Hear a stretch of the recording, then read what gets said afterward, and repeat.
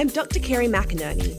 Dr. Eleanor Drage and I are the hosts of the Good Robot podcast. Join us as we ask the experts, what is good technology? Is it even possible? And how can feminism help us work towards it? If you want to learn more about today's topic, head over to our website, www.thegoodrobot.co.uk, where we've got a full transcript of the episode and a specially curated reading list by every guest. We love hearing from listeners, so feel free to tweet or email us, and would also so appreciate you leaving us a review on the podcast app. But until then, sit back, relax, and enjoy the episode.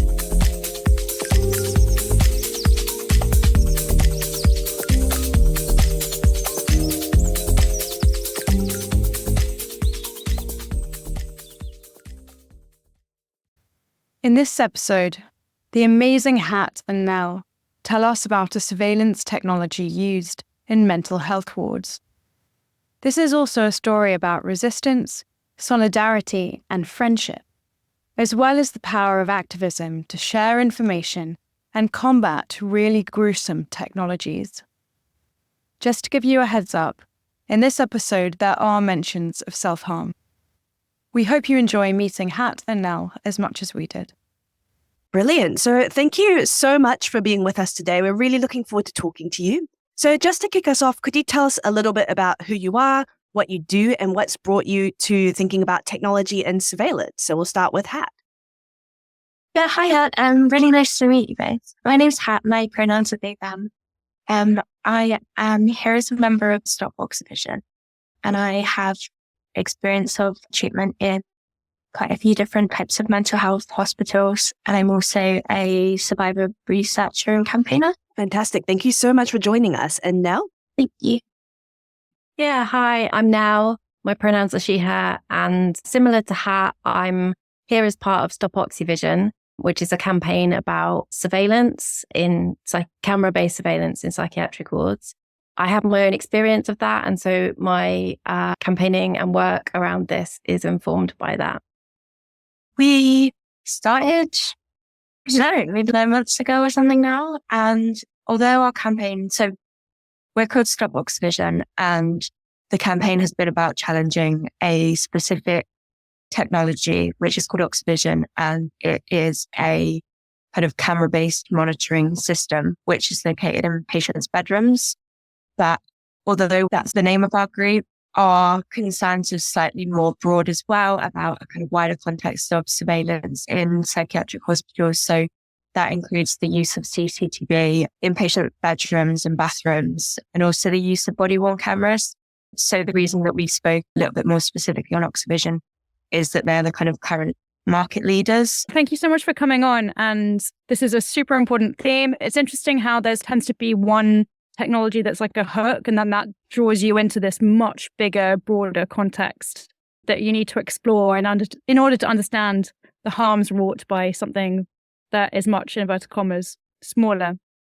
So an odd question that comes next, which is, what is good technology? And I think we can obviously think about that through what is not good technology.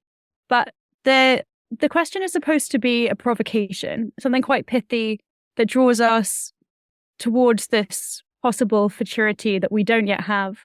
So perhaps what would be the flip side, the opposite, the thing that the technologies we're here to talk about today? What's the opposite of those things? What is good technology? Is it even possible? And how can feminism help us work towards it? Yeah, I think for me, thinking about that question, it's really important to think about good for who.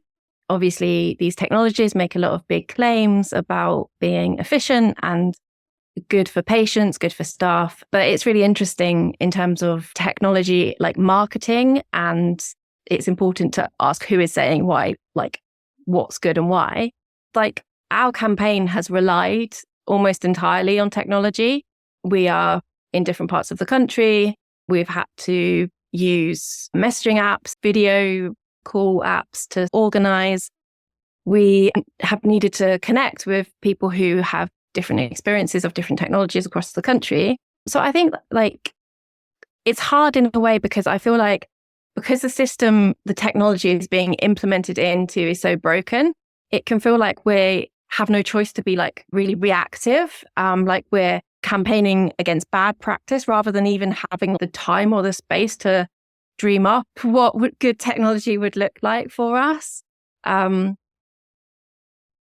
Yeah, so I think one of the main things that we've been concerned about in the context specifically of mental health technologies is about how they're used within a wider context of power relationships. One of the things that's really interesting about Oxevision is that it allows sections of video to be saved and used in prosecution of patients. So if there was an incident within a patient's bedroom, that would be saved and used against them. But the way that it works means that staff couldn't control the power of that. So patients wouldn't necessarily be able to save it if they have been harmed by staff. And we've heard that video footage has gone missing when someone's reported because it has to be saved within 24 hours. So often quite a lot of time might have lapsed before someone's able to report something.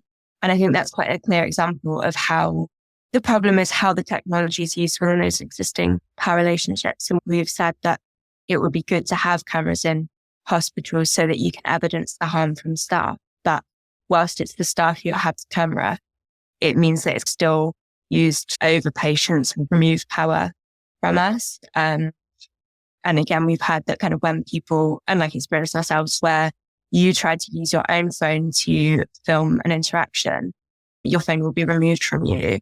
But when it's staff and they decide that they want to put the camera, like they have all of the power. So I think in terms of what makes good technology, like we need to consider it within the wider context. And I think we don't believe that kind of introducing a technology within like a harmful environment is going to do anything other than mean that the technology becomes part of those harms. That's really helpful. And I think these questions around context, but also around being able to be proactive versus having to be reactive to certain technologies is really indicative of who holds a lot of the power in making and producing these kinds of technologies and who ends up just getting subject to them. But it was also really interesting to hear about your work as activists and how technology has brought you together and made this campaign possible, which I'm incredibly grateful for. So I wanted to ask you a little bit more about Oxevision with the understanding that I think this technology is really emblematic of this wider issue of carcerality and surveillance in mental health wards. So one thing, Nell, that you talked about was marketing and how products are marketed and who's saying something is good.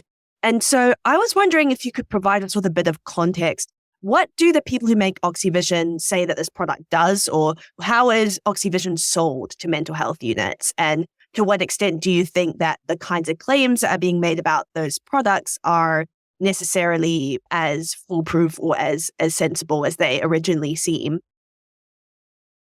Yeah, Oxevision is claimed to be able to make observations more efficient in psychiatric wards. And it might be helpful just to explain a bit. So in a hospital, you often, that you have to have obs done at least once an hour.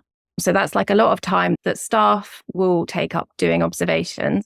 And obviously, some people might be on a higher level of observation. So 1-to-1, they have to have someone with them at all times. It might be every 15 minutes, but the base level is usually an hour. Every hour, kind of checking that someone's still there and is okay. Oxevision is basically Oxy Health, the company that market it, say that it allows staff to get on with other things. So it allows staff to have more human interaction, more meaningful interaction with patients because it takes out this element because there's a camera, they can look, there's tablets that they can walk around the ward with and they can click on a room and they can see a 15-second live feed of the room and take that person's vital signs remotely. They can do that more than once. One of our concerns is the 15-second thing, how it's marketed to patients that, it's only 15 seconds at a time that they can see this live feed. But they can click that button as much as they want, as far as we know. There's not a sort of system to stop them doing that. The main part of it is a camera and an infrared sensor. And so one of the core things that it does is take a video of a patient. The infrared sensor also enables it to take pulse and respiration rate measurements. So that is taken when staff remotely take a spot check of that from the office. The other thing that it can do is alert when somebody's been in a bathroom for a certain amount of time, or, for example, in a doorway, which might be an area of the room that is at risk for self-harm or suicide attempt. It can also, but beyond that, it collects a lot of information. So one of the things that it does, it's got an activity tracker, which will create a graph of the amount of time that someone spent in bed, the amount of times and the duration that they've spent in the bathroom. And that's one of the things that people often aren't informed, that so much data about them is collected. People don't know which 15 seconds it is that's being taken of them. So you constantly feel like it could be the 15 seconds, right? Yeah. So you don't know when someone's watching you or when someone's not. And that's the difference between regular observations where a human comes to either the door or looks through the window, opens the blinds and you can see, or if someone's with you at all times, you know who it is. And you can make decisions based on that, like in terms of when to get dressed and things like this. So it's obviously quite concerning that people don't know. It's also concerning that the red light is always on, regardless of if the system is turned on or off. We know that some people do manage to get the system turned off and then it's turned back on again without their knowledge. But because the box looks exactly the same, you wouldn't know, basically. When someone's in the room with you, you know that they're in the room with you. The problem with these kinds of surveillance technologies is that you never know. So you're watching yourself at all times, regardless of whether someone is actually watching you. I think it's really important to track how these things affect how you feel. What do people experience when these technologies are used on them? So we've had a lot of quite awful stories from patients across the country who've experienced Oxevision or, again, similar CCTV or kind of other surveillance. And we do have on our website, we've got what we've called our sort of tales from the ward, and it's got a lot of people who've shared their experiences there. But what we've heard is that people have found it extremely distressing, that it has made them feel very frightened, very self-conscious, and in some cases, increased distress. I think for people who've also experienced kind of previous trauma, that the use of the system can add to those around that. And we've had that people have been too scared to sleep in their bedrooms because of the camera watching them. So people have slept in the garden, on the bathroom floor, in communal areas, doing whatever they possibly could to get out of view from the camera. And really concerningly, we've heard from people that where this system has been used on them, that it's had really long-term lasting impacts. Even 9 or so months after the admission, it's still impacting them. I think this kind of links to how we're quite concerned that there'll be additional and specific concerns for particular groups. So, for example, patients who are experiencing like psychosis, that can often manifest in fears around surveillance anyway. So what wards will be doing is actually legitimizing their kind of psychosis there and likely contributing to distress more. Again, as I mentioned, for people who've had traumatic experiences, and particularly if that does relate to experiences of kind of surveillance or things like that. We also have seen documents where it's been clear that people have been, when they're praying in their room, or obviously if somebody wears like a hijab and then wanted to take that off in their room, they could then be seen by somebody else, which could really add to people's distress. So one of the main things that we've done as part of our campaign is doing freedom of information requests to all of the mental health trusts in England.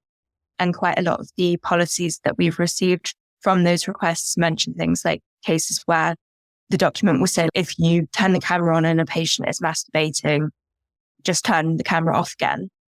But there's no kind of safeguard there really to know whether the staff member has done that, what the protocol following that would be. So if somebody was undressed or they'd been masturbating, or kind of a staff member had seen them otherwise compromised, we don't know whether the protocol would be for the staff member to go and inform them so they'd know, or whether that would just be left. Yeah, I think this is the kind of real here. And there's so many sort of different ways that it will impact people based on like their personal, like,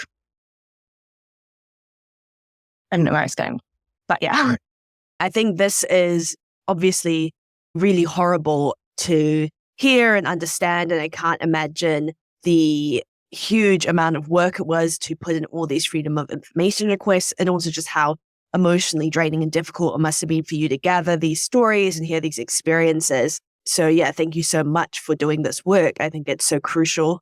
I also was quite struck by what you were saying about the way that these institutions themselves and the use of technologies that surveil can reproduce previous forms of trauma. And this is something I used to think a lot in my research on immigration detention.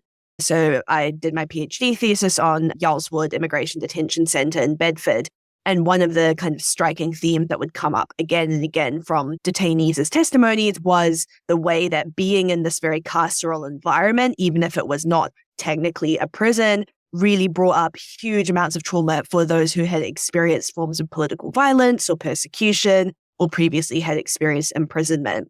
And so it was quite striking to hear you describe almost a similar phenomenon of people being re-traumatized just by an environment that is ostensibly meant to be protecting or helping them, but actually maybe is bringing up alternative forms of trauma. And so I wanted to ask you about Oxevision in that context, because I would be interested to know a little bit more about the origins of these kinds of monitoring technologies. Do they, for example, come from carceral institutions previously? Do they have any links with forms of imprisonment and detention? And I guess, what do you think Oxevision itself says more broadly about the role of surveillance in mental health institutions? I think it's really interesting because OxyHealth themselves used to market the product towards like custody suites, some prisons, and going back to this idea of how a technology can be marketed in one way to say something completely different.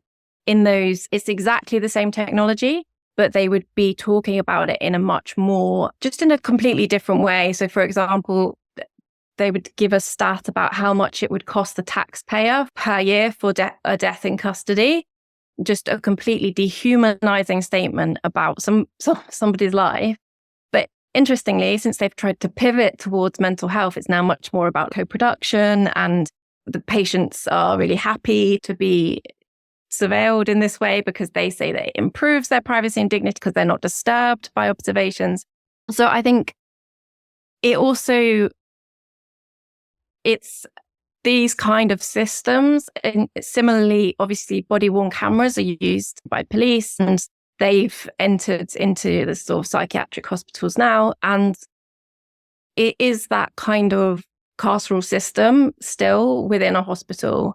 And it's incredibly distressing in terms of a body-worn camera. That's not on all the time, but it's usually activated, for example, before a restraint. So a patient will know they're about to be restrained because they've pressed that button on their chest to say that they're activating their body-worn camera. And it's things like this that are just like incredibly concerning to us, like how that technology is being used. So I don't know whether you want to talk a bit about the Health Innovation Network here, because I think it's really interesting how these private companies are accessing the NHS and actually accessing public funds in order to get into the NHS. So OxyHealth, who make and sell Oxevision, are a company who are a spin-out from Oxford University.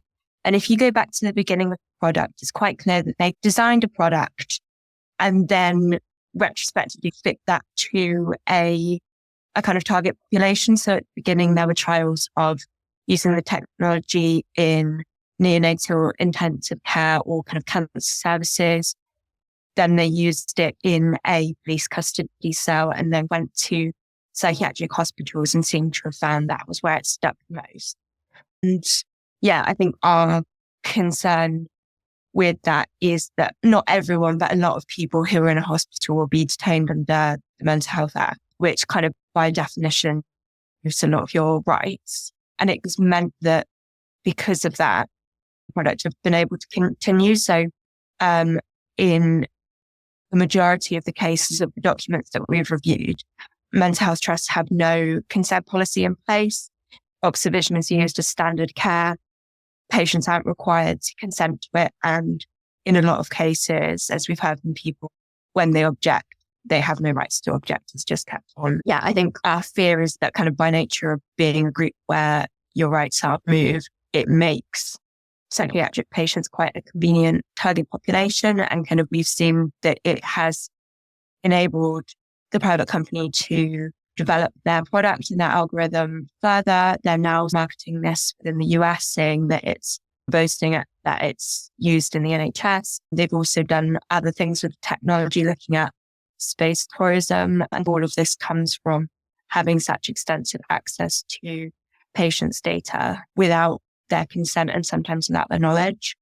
What Nell was saying before is that the product was initially designed and then won some funding from something called the NHS Innovation Accelerator, which is a sort of fellowship program which gives money to technology startups, health technology startups, to support them to expand their product and roll it out across the NHS.